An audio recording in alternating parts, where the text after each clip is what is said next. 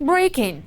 Major agreements between Zelensky and Macron. Joint production of advanced weapons that could change the course of the front.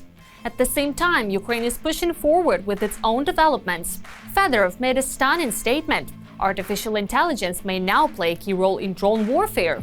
Meanwhile, more than 10 countries are already asking Ukraine for help defending against Shahed drones.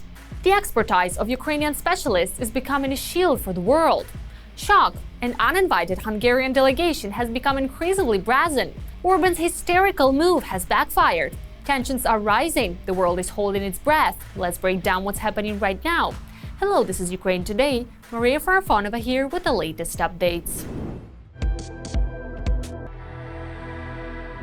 Zelensky revealed details of his meeting with Macron. On Friday, President of Ukraine Volodymyr Zelensky met with his French counterpart Emmanuel Macron while in Paris. The two leaders discussed a number of pressing issues. The Ukrainian president shared the details on his Telegram channel. I am grateful for all of France's support for Ukraine and for Emmanuel's personal support. Today, we primarily discussed security. Our security, the security of Ukraine and Europe, as well as global security in light of events in the Middle East and the Gulf region. Of course, today and always we maintain close coordination with Emmanuel on issues related to Ukraine's protection and defense. Zelensky noted that Ukraine and France are paying significant attention to joint defense production. During the meeting with Macron, they discussed bilateral projects as well as the SAFE program. We identified steps and concrete decisions that can deliver strong results. This concerns both air defense and combat aviation. The Ukrainian president emphasized that it is important to continue increasing pressure on Russia over the war in order to achieve real security and lasting peace. The determination of the European Union and the determination of other partners around the world must remain strong. It must work in a way that leaves Russia with no additional illusions. Russia must end this war. And I am grateful to everyone who helps us achieve this. Ukraine will train AI models for drones using real battlefield data. The country is launching a new format of cooperation between the government, private companies, and international partners. The Ukrainian government has adopted a resolution allowing real frontline data to be used to train artificial intelligence models. According to Mikhailo Fedorov, in modern warfare, Russia must be defeated in every technological cycle. One of the key areas of this competition is artificial intelligence. The minister also emphasized that the future of warfare belongs to autonomous systems. Our task is to increase the level of autonomy of drones and other combat systems so they can detect targets faster, analyze situations, and help make decisions on the battlefield. The key to this is high-quality data for training neural networks. For this purpose, a special AI platform has been created at the Ministry of Defense Center for Innovation and Defense Technology Development. It will allow developers to safely train models without direct access to sensitive databases, work with large volumes of labeled photo and video materials, and use constantly updated datasets. According to Fedorov, Ukraine currently possesses a unique collection of battlefield data, including millions of annotated frames gathered during tens of thousands of combat drone flights. This data is already being used to train neutral networks that automatically detect ground and aerial targets in the Delta system. The Ministry of Defense noted that both international partners and Ukrainian companies have a strong demand for such data to advance and modernize defense technologies. For us, this is the next step in developing a win-win partnership. Our partners gain the opportunity to train their AI models using real data from modern warfare, while Ukraine gains faster development of autonomous systems and new technological solutions for the front. Orban gave instructions to the Hungarian delegation in Kyiv, tried several times a day to arrange a meeting with Ukrainians. Hungarian Prime Minister Viktor Orban posted a video on Facebook of a call with Hungary's Deputy Minister of Energy Gabor Czapek, who arrived in Ukraine without an invitation, allegedly to inspect the Druzhba pipeline damaged by Russia. Orban said it was absurd that Hungarians were in Kyiv and could negotiate with everyone except the Ukrainians. The world has never seen anything like this, Orban said, instructing his team to reach out again and again at least once or twice a day. Cepek recorded several videos from Kyiv. According to Hungarian media reports, he said he had met with diplomats in the Ukrainian capital, including the Slovak ambassador, and held some negotiations on energy issues. However, it appears he never actually met with Ukrainian officials. In his latest video recorded near the Hungarian embassy, he said he was waiting for a response from Kyiv. His visit is expected to continue on Friday. Ukraine's foreign ministry said the Hungarian visit to Kyiv had not been agreed upon and described them simply as tourists. Ukraine has received more than 10 requests from countries around the world seeking assistance in countering Iranian Shahed drones. The reason is clear: Ukrainian forces now possess the most extensive experience and expertise in dealing with these attacks. President Volodymyr Zelensky announced this during a joint press conference with French President Emmanuel Macron. Zelensky explained that constant large-scale drone strikes have forced Ukrainian defenders to develop unique skills in fighting such UAVs. This includes the creation of interceptor drones, new technological solutions, and the development of a comprehensive defense system against loitering munitions. According to the president, effective protection from these threats requires more than just interceptor systems. It also depends on practical combat experience, coordinated radar operations, and the proper functioning of the entire air defense network. Zelensky added that Ukraine is ready to share this knowledge with partner countries that support Kyiv in the war. Discussions about joint defense against drone attacks are expected to continue with international leaders as modern conflicts reveal new security challenges and highlights the need for close cooperation among allies. Counterattacks by the armed forces of Ukraine in the south are disrupting Russia's plans for spring-summer offensive operations in this part of Ukraine and in the Donetsk region, despite Putin's claims of success. More details about what is happening along the line of contact are coming up in our military overview. A fire broke out after a drone attack on the Tikhoretsk Neft oil transshipment terminal in the Krasnodar region. According to local residents, several explosions were heard near the city at night, after which a large fire broke out on the territory of the oil depot. It is worth noting the systematic work of the Ukrainian defense forces in reducing the capabilities, primarily the logistical needs, of the occupying army.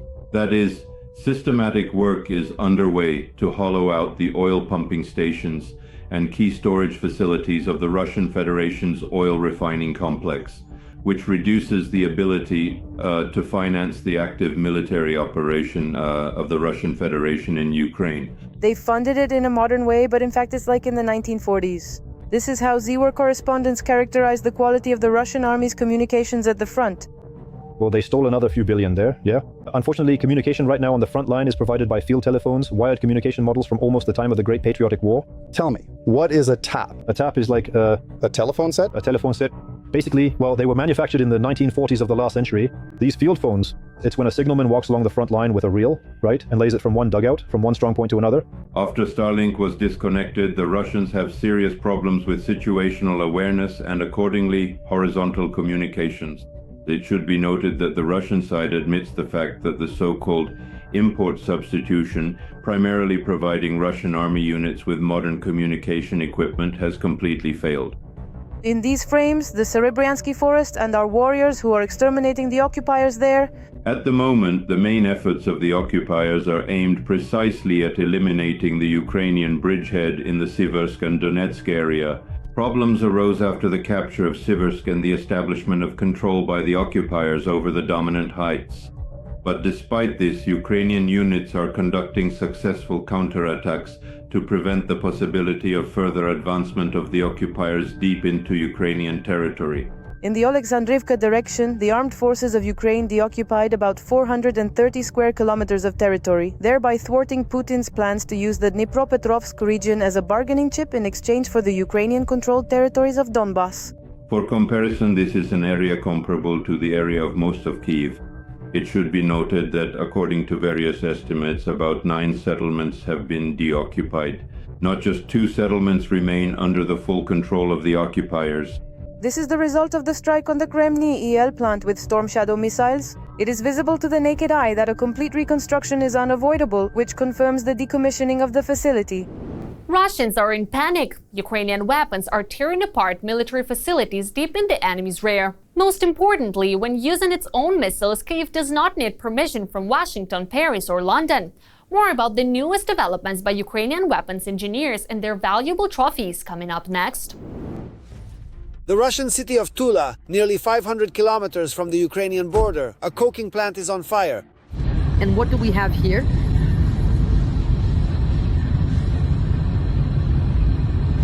Locals in chat groups are debating whether it was a Ukrainian drone strike or a technical failure. But the metallurgical plant supplies metal and ferroalloys to the Russian Federation's defense factories. And this is a confirmed strike by the armed forces of Ukraine on an oil depot in the Krasnodar region. Anyway, well, there it is, you know. There's the oil depot, the oil is burning. After the strike, fires broke out at 3 different locations within the oil depot. The Tikhoretsk oil hub is one of the largest oil transshipment points in southern Russia. Earlier, Gazprom reported that on March 10th and 11th, compressor stations were attacked, specifically Ruskaya, Beregovaya, and Kazakia, which supply the Turkstream and Blue Stream pipelines. Gas transportation to Turkey through one or both of these streams will be halted as a result. And this is overall a serious blow to to revenues from Russian gas, which are already declining. A day earlier, the armed forces of Ukraine launched perhaps their largest strike in recent times. They used Storm Shadow missiles to hit the Kremny L plant in Bryansk.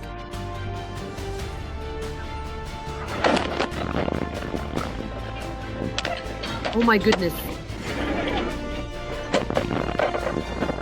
Kremny L produces components for Pantsir and Iskander missiles.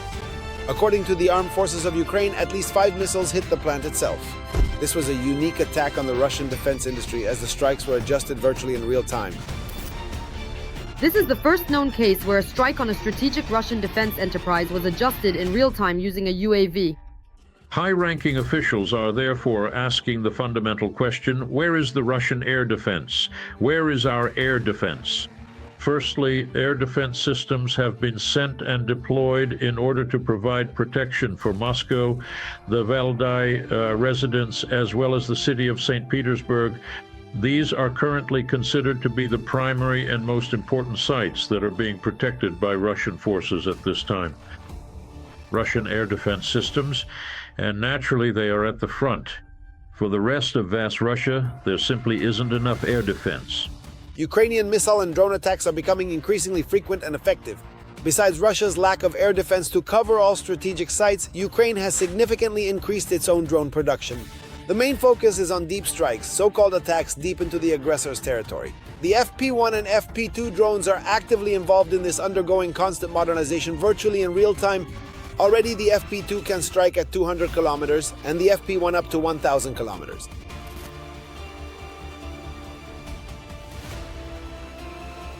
Will make it so that the FP-1 will carry for 1,000 kilometers. We moved the tank to the wing and now it carries 105 kilograms for 1,000 kilometers. And now we're codifying it and will be installing the wing tank.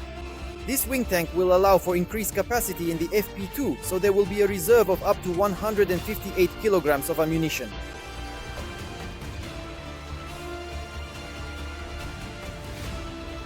Currently, the Firepoint company produces 200 FP-1 and FP-2 UAVs per day, and this number will grow. As the trend of recent months in missile and drone attacks shows, Ukraine has seized the initiative from the aggressor. And since most of these weapons are Ukrainian-made, Kyiv doesn't need to ask for permission. So deep strikes on the Russian military-industrial complex will only increase. Ukraine is preparing to assist its neighbors who are currently under Russian occupation. President Volodymyr Zelensky hinted at the possibility of operations aimed at destroying towers used to guide Shahed drones on the territory of Belarus. At the same time, there are reports of active efforts related to the situation in Transnistria. Here are the details. Ukraine is trying to help its neighbors who are under Russian influence. Rumors are increasingly surfacing that Ukrainian troops could assist Moldova in deoccupying Transnistria. They keep their military grouping there. Everything is fine for them there. This could be more of a threat to us, and we can resolve this issue if we set our minds to it. Resolve it radically. But is it necessary to do so? This is where these geopolitical questions begin. An enclave whose task is both the destabilization of the Republic of Moldova itself and the destabilization of Ukraine. It is already clear that if Russia fails to achieve a decisive victory in the war of attrition against Ukraine, Transnistria's days will be numbered. the self-proclaimed republic will cease to exist and will become an ordinary region of Moldova. And the Russian forces that are on foreign soil will be expelled from Moldova, just as they were expelled from other countries where they tried to plant their bloody roots. And although Putin publicly speaks about Moldova with deliberate contempt, Russians are constantly trying to interfere in the country's politics and elections to install their candidates and gain full access to temporarily occupied Transnistria. Moldova is one of the poorest countries in Europe. Quite recently, it was the poorest country in Europe. Now, Ukraine has taken on this distinguished place of honor. For us, the presence of this country within the Commonwealth of Independent States, or CIS, holds no particular value. They need there to be, how should I put it, a demand here in Moldova, a political demand for a government that can come to an agreement with the Kremlin. What is this for? This is so that the government would essentially turn a blind eye to the ongoing strengthening of the military presence in the Transnistrian region. Because if you turn a blind eye here, in 3 to 4 weeks, there will be 10,000 soldiers armed to the teeth. And then you can imagine what kind of tension that would create in the region. And not only in the southwest of Ukraine, but also in the southeastern region of Romania. Another country whose elections the Russians are already interfering in, Hungary.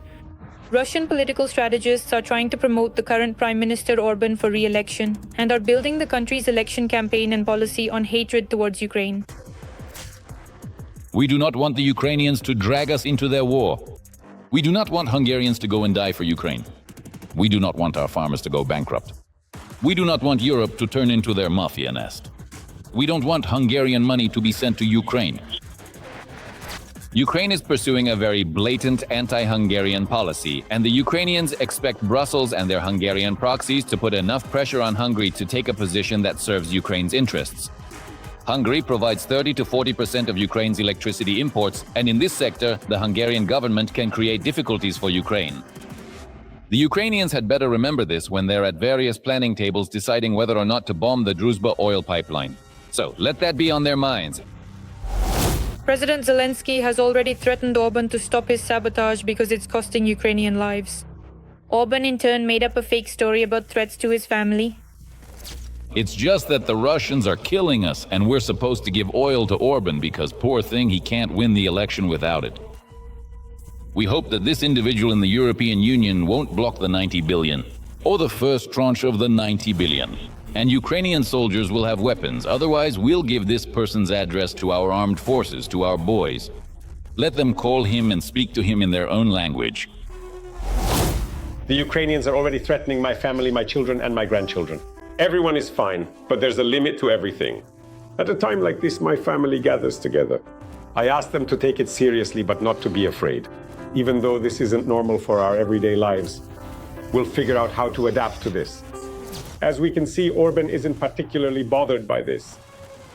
He's not bothered, if only because in an election campaign any means will do, including declaring a neighboring country an enemy based solely on the fact that it doesn't want to allow the financing of a war against itself. One can hope, of course, that once the election campaign is over, the Hungarian Prime Minister will be much more cautious in his statements and will no longer demand that Ukraine agree with all his political visions for the future, including his views on ties with Moscow. After the deployment of the Oreshnik on Belarusian territory and assistance in coordinating Shahed strikes on Ukraine, President Zelensky also threatened the self-proclaimed Lukashenko with consequences for being dragged into the war. It's really just Lukashenko's fantasy, his belief that he'll actually be helped if he continues to get dragged into this war. Moreover, we're not in the first year of the war, and it's already a technological war. We don't use our drones against Belarus because we're not at war with them. I emphasize that once again.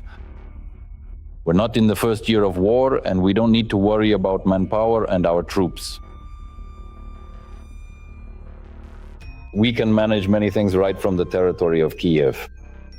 So he needs to come to his senses, as they say, sober up and not get dragged into the war. And after the president of Ukraine imposed sanctions against Lukashenko and met with the Belarusian opposition, the dictator almost became hysterical.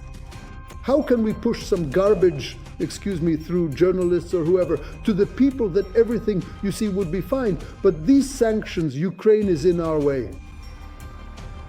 Well, if anyone buys that, it's unlikely to be the Belarusians anymore. Belarusians are pragmatic people. You feed me first, and then you can tell me whatever. Clothe me? But if we understand that the Belarusians themselves are not at all supporters of the political choice that Lukashenko made for them by usurping power, then indeed pressure on both Moscow and Minsk can lead sooner or later to a regime change, or at least to the point where Putin will not be able or willing to provide Lukashenko with assistance in the event of new protest movements in Belarus. Well, in the end, Putin has already failed to help either Bashar al-Assad or Nicolas Maduro. Russia is weakening every day, and this is felt primarily by those countries where Russian troops or Kremlin money have managed to infiltrate. And perhaps very soon the peoples of these countries will be able to reclaim what is rightfully theirs. That's all for now. Stay with us to be the first to know what's happening right now. Don't forget to subscribe and hit the like button. See you soon.